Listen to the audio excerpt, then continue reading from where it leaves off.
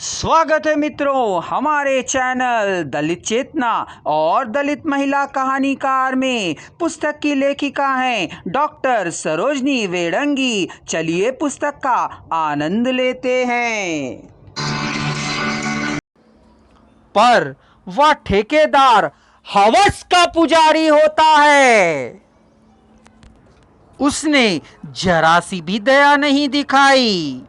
वह सुगिया से मनमानी करने के बाद पैसे देने के लिए राजी होता है। एक माँ को बच्चे के लिए फिर से शोषण का शिकार होना पड़ता है। बच्चे के इलाज में देरी होने के कारण वह मर जाता है। अनर्थ हो गया। आंखों में आंसू छलछला आए। सुगिया के सिर पर हाथ फेरते हुए कहा, बेटी तुमने देर कर दी। अब कोई भी डॉक्टर इसे जीवित नहीं कर सकता। इस तरह सुगिया के दुखों का अंत नहीं था। ऐसे समय में सास का उसे बड़ा सहारा था। वह बुढ़िया भी जवान बेटे और पोते का दुख सह नहीं पाई। वह भी सुगिया को छोड़कर चली जाती है। सास की मौत के बाद सुगिया पुनः अकेली रह जाती है। ऐसे समय में एक छोटी सी कुतिया मंगली उसके जीवन में आती है। वही अब उसके जीवन का आधार थी। सुगिया सोचती है कि मंगली और मेरे जीवन में कोई फर्क नहीं है। अभी उसकी देखभाल करने वाला भी कोई नहीं था। एक मंगली ही उसका सहारा थी। मंगली, तुझ में और मुझ में क्या फर्क है? तू भी तो जीवन से हारी, मैं भी जीवन से हारी। जिएंगे साथ हम, मरेंगे साथ हम। तेरे मेरे दिल को समझने की कोशिश किसने की? किसी ने नहीं।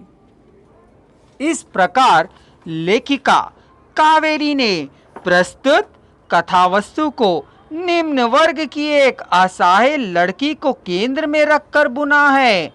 लेखिका का कहना है कि समाज में निम्न वर्ग की लड़की की परिस्थिति एक सड़क पर घूमते हुए कुत्ते के समान होती है।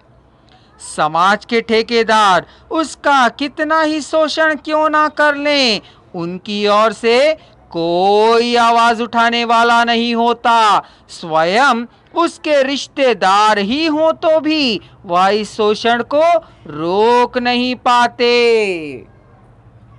लेखिका ने दलित वर्ण की निस्सहायता को बड़े ही मार्मिक ढंग से चित्रित किया है।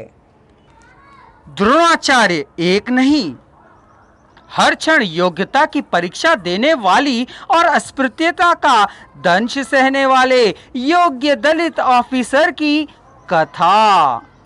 यह कहानी है एक होशियार विद्यार्थी और एक योग्य ऑफिसर की। सुभाष की पत्नी दया है। सुभाष एक ऑफिसर है।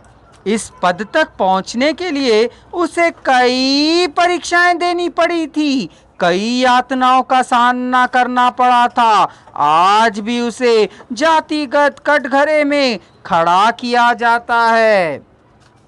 सुभाष बचपन से ही बहुत होशियार था। उसके सवर्ण साथी उससे चिढ़ने लगे थे। शिक्षक भी उसके पक्ष में नहीं थे। सभी उसे ईर्ष्या और है दृष्टि से देखते थे। आज भी सुभाष पिछड़ी जाति के होने की सजा भोग रहा था। आज पूरा सपना समाज इस जाति समस्या से पीड़ित है। मैं जानता हूं कलेक्टर साहब के पास। आखिर अन्याय का घूंट हम कब तक पीते रहें?